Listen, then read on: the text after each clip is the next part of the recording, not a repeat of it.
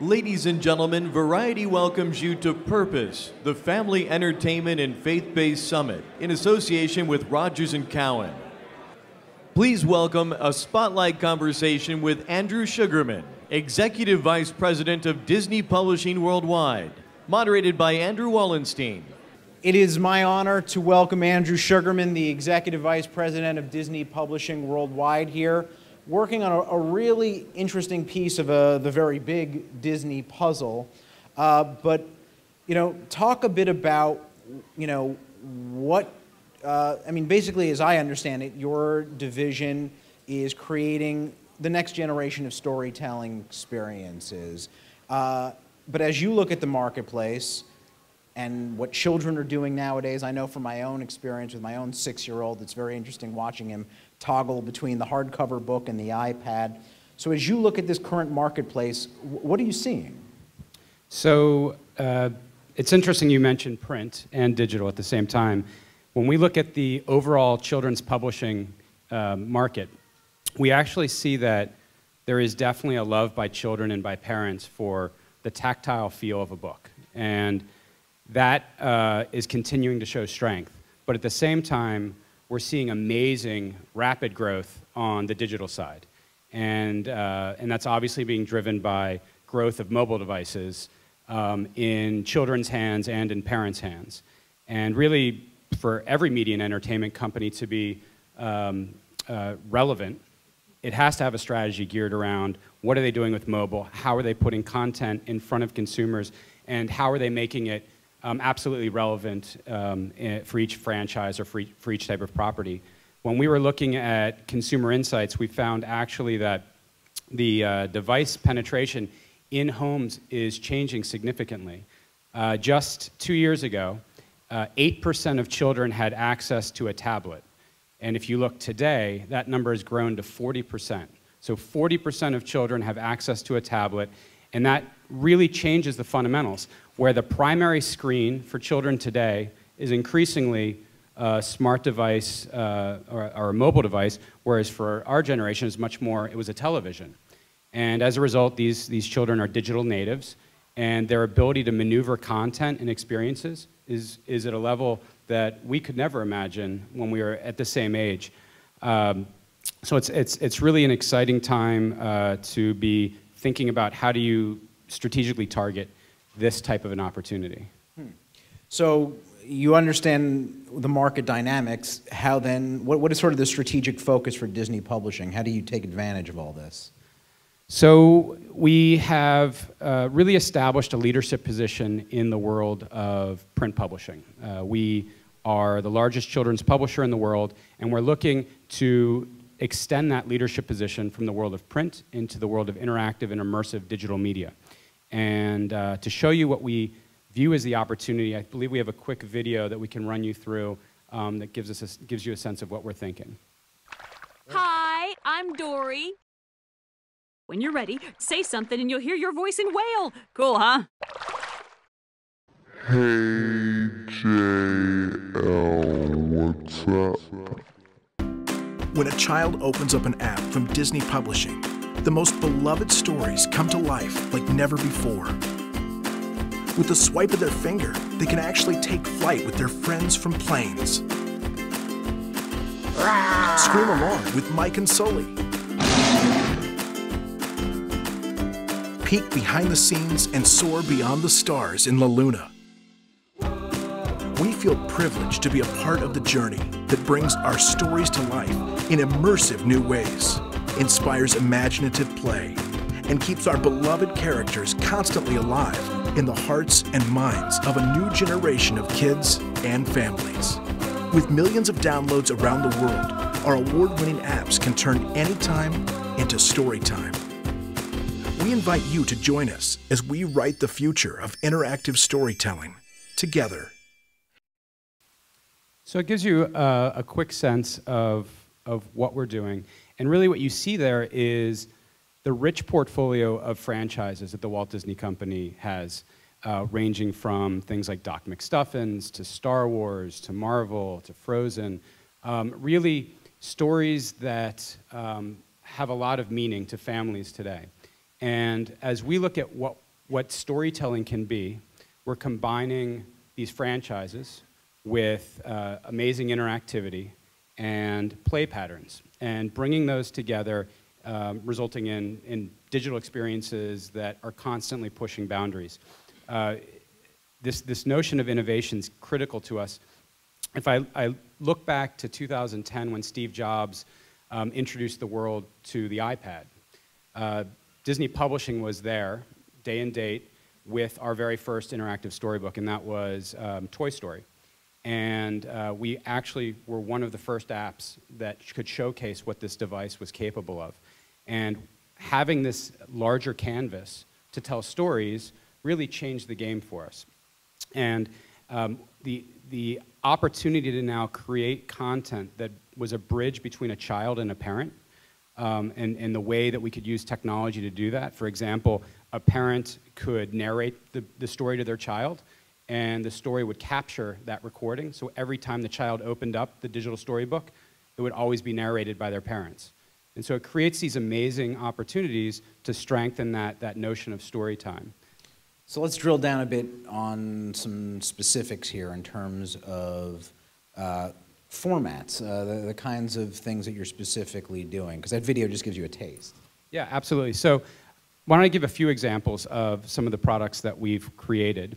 The first is geared around Frozen. So obviously Frozen is a story. I've heard of that. Yeah, don't let it go. We really were in a fortunate position where Disney Publishing could really introduce the world to the story. We launched this app 2 weeks before the release of the film, and it was a blending of a watch experience, a read experience, an interactive experience that created a very unique integrated product and introduced the world of Anna and Elsa.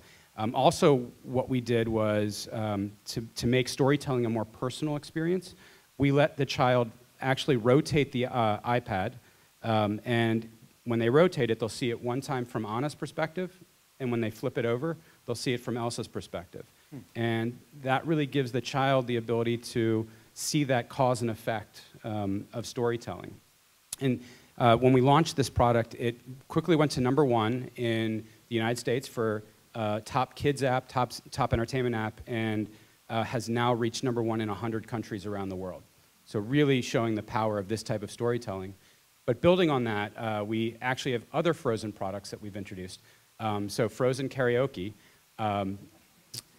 available now. So your children can sing these songs till the end of time. Because they need help with that. They really need help with that.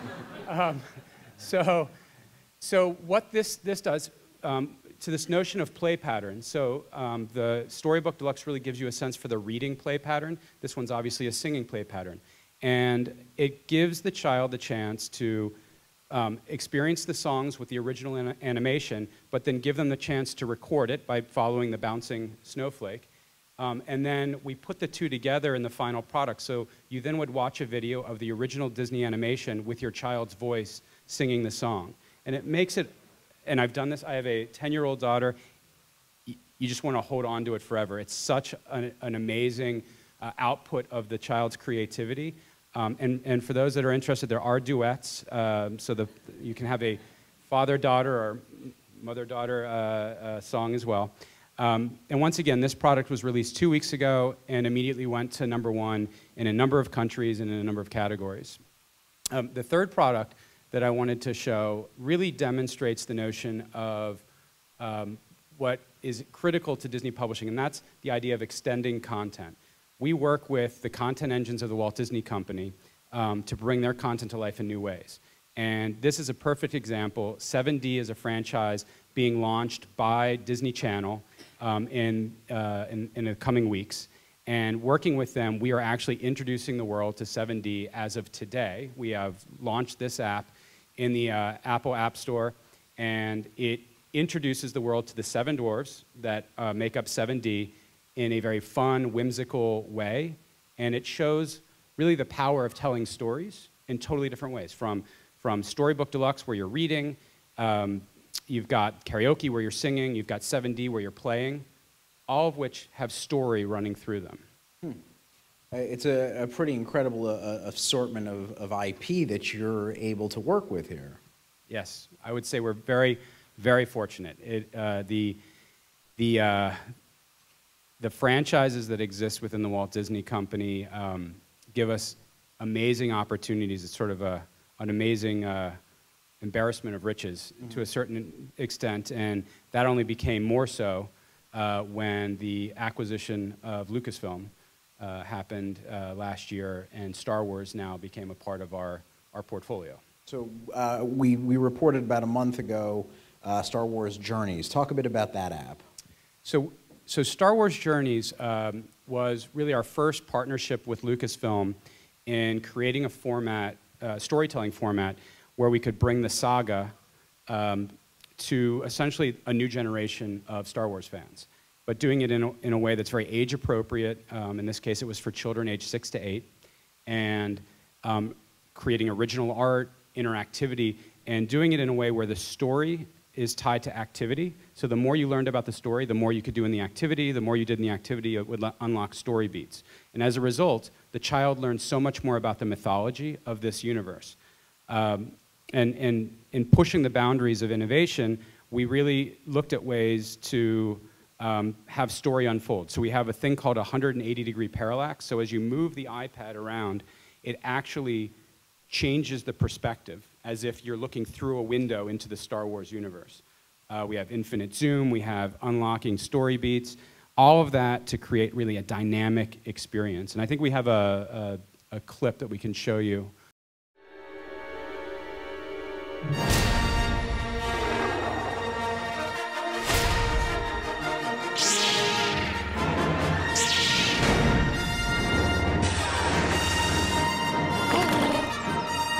We'll handle this.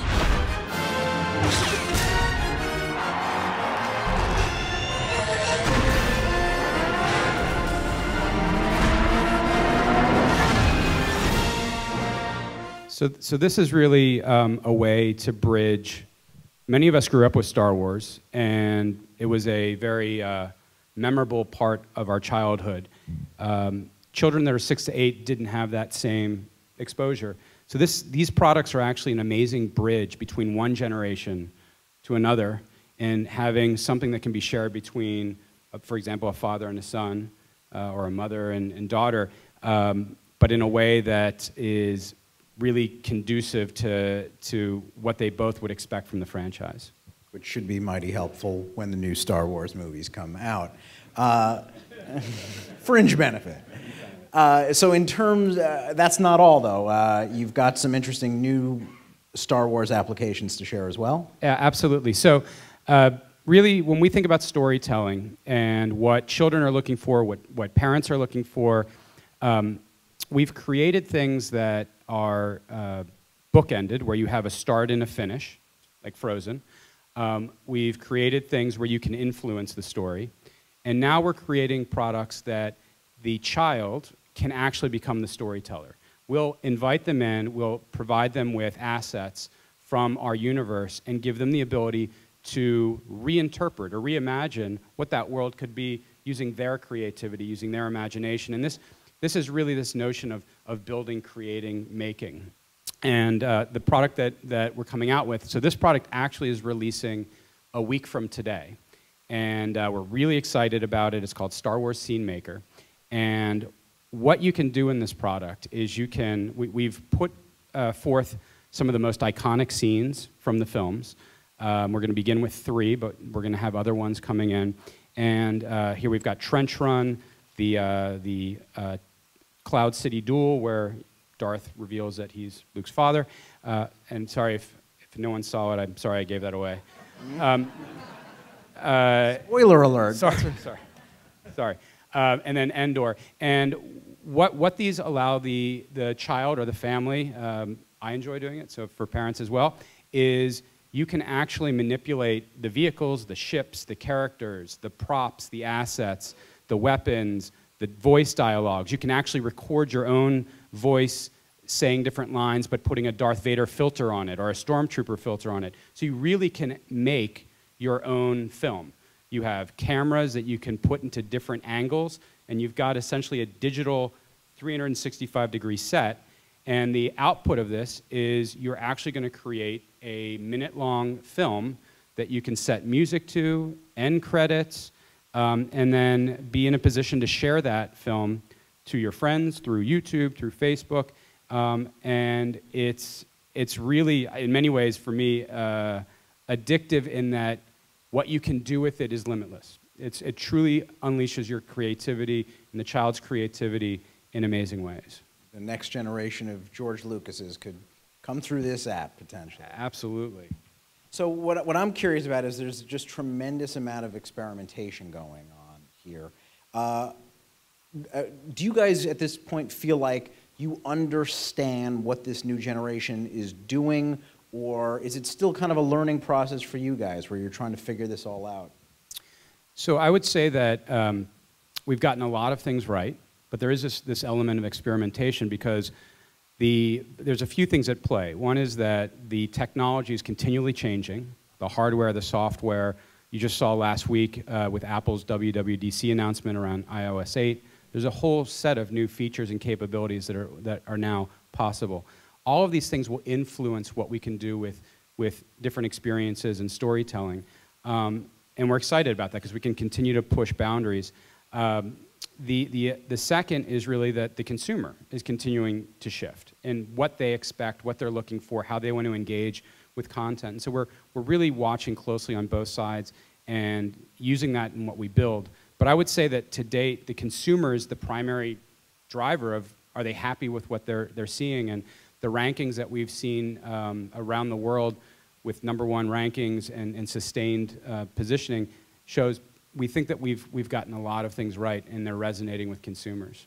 I mean, I'm curious about the data piece of this. Or is the nature of digital platforms such that you're able to get a very sort of sophisticated idea of what works and what doesn't?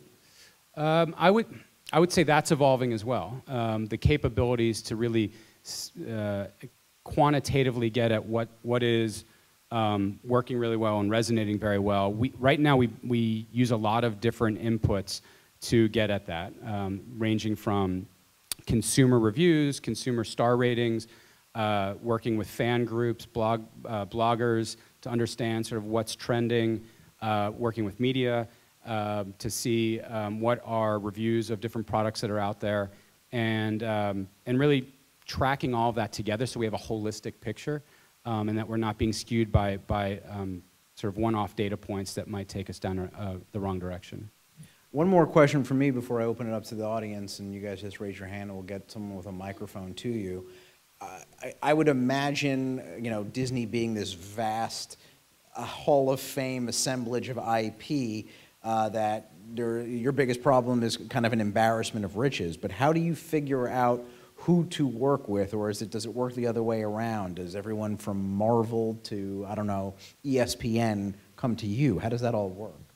So I would say it really works both ways. That at the Walt Disney Company, there is definitely a very strong notion of collaboration between the different groups within the company. And just in the products that I showed you with 7D with the Disney Channel, Frozen with Walt Disney Animation Studios, Karaoke with Walt Disney Records, Lucasfilm, all of these are different parts of the Walt Disney Company, and we have worked seamlessly in how we collaborate to build products that both reinforce those franchises, but do them in very unique, innovative ways. Same thing goes with partnerships in other parts of the company in terms of technology capabilities that maybe don't sit within necessarily the Disney publishing organization, but definitely sit within the Walt Disney Company. And so I would say this element within the culture and within how we create great products is absolutely front and center at the Walt Disney Company. Well, as I look around at a room full of adults, and we talk primarily about kids, I'm curious, like, to some degree, this is a unique challenge where you're training an audience of kids to do something very different than their parents did it. Is that something you guys think about in terms of design, how to sort of get parents on board to understand something they don't really get? Yeah, it's a good question. In many ways, the consumer and the customer are two different groups. And the comfort level, you can put an app that a parent struggles with in front of a child, and they'll figure it out in 60 seconds. And that is a challenge, that we are continually looking at design, user design, gameplay mechanics, on what will resonate with the primary consumer, but that the customer who's buying the product also can relate to it and understand it. And we're looking at ways to make the output of products more understandable to parents.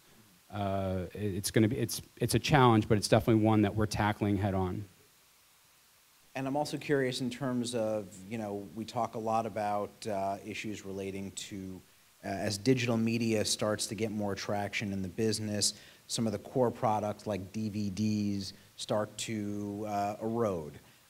What is it like in terms of managing sort of the hardcover, old school publishing side of the business? Are you seeing erosion yet? Does that go away in time? So I would say that looking at the print children's market, storybooks, readers, middle grade, we actually are not seeing erosion. We're seeing there's growth coming from that part of the business. And I think that a lot of it is geared around the notion that reading and learning to read and developing that love for reading over your entire childhood is still, in a parent's mind, really driven by the tactile feel of a book, holding a book in their hands. And so we think that there's absolutely a place for traditional publishing in a child's bedroom and a new place for interactive and mobile storytelling experiences that will augment that, not replace it.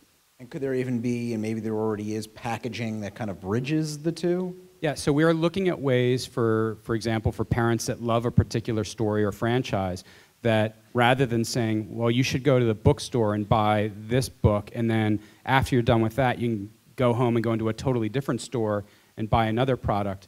We want to give them the option that if they love, for example, Frozen, that they have the option of getting both a physical and a digital experience at the same time at one stop. They don't have to go searching for lots of content or products out in the marketplace. Okay, great. We've got time for questions. Just raise your hand and we'll get to you. Hello.